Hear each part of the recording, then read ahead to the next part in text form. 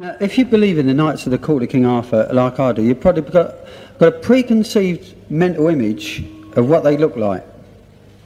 I'll tell you what it is. You imagine a large, magnificent youth, about 7 foot tall, perfectly proportioned.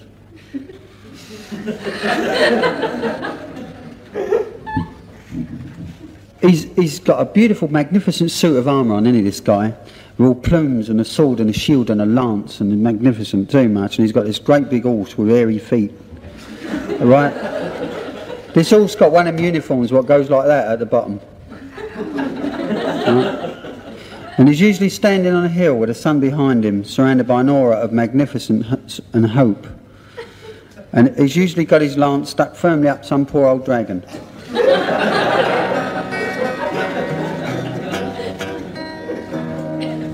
Now, if this is your preconceived mental image, it's not really very accurate. I found myself, I had a little delve once, so I was down in Portsmouth aboard HMS Victory, aboard Nelson's flagship. Shh, what I'm talking.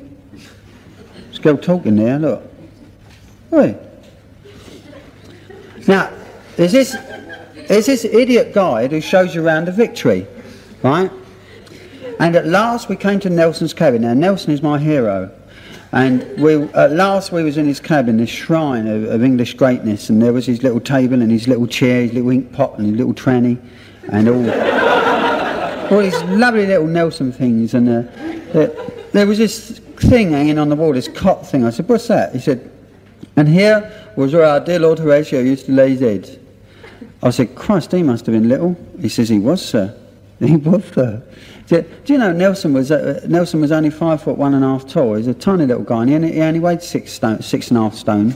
He's all bits missing and everything. And in fact, the average height for the crew of the Victory was only 5 foot 4. When you go below decks on any of the old warships, you've got to duck your head. It's because they was all little. And have you noticed when you go into old boozers, really, or old houses, you have to duck your head, didn't you?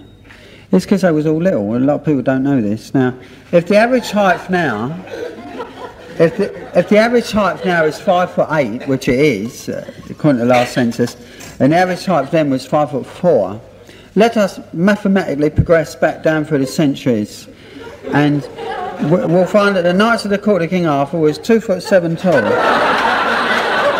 and all these dragons they used to kill. You never dug up no skeletons and no dragons, they was newts. They was highly skilled professional newt killers, they was. St George and the newt.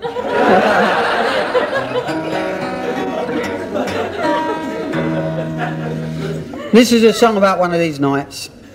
And this guy was even littler than all the others. He didn't want to be a knight. He was a bit of a pacifist, really. And he had a little rusty suit of armour, which his uncle gave him, with one of the legs missing.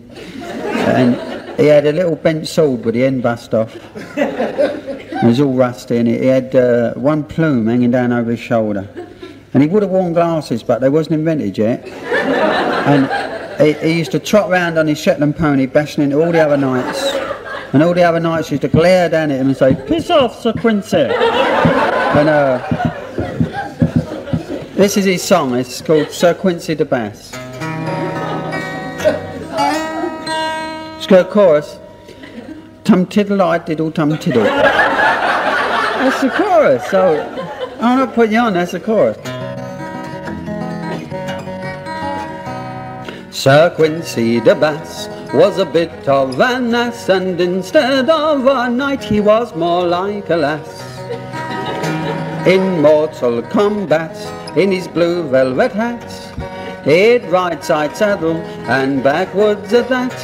Tum tiddle, I diddle, tum tiddle, and then, excuse me sir, who is your friend? He was called to the court.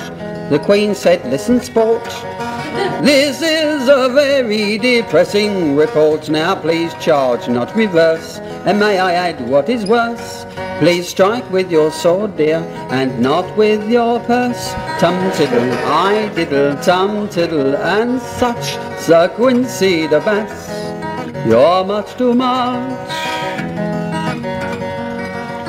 Then the Queen said, now rise, be gone from my eyes, 'cause you give me the vapours, and that's no surprise.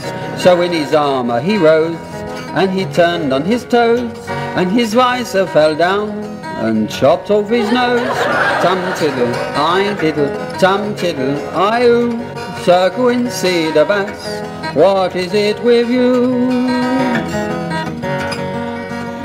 Then he fled from the court, and the wizard he sought, and he told his sad tale, came the wizard's retort. Now to show you're no Venus, stick out your chest.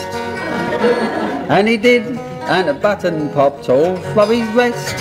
Tum tiddle, I diddle, tum tiddle, I Sir Quincy the Bass, you'll have to go.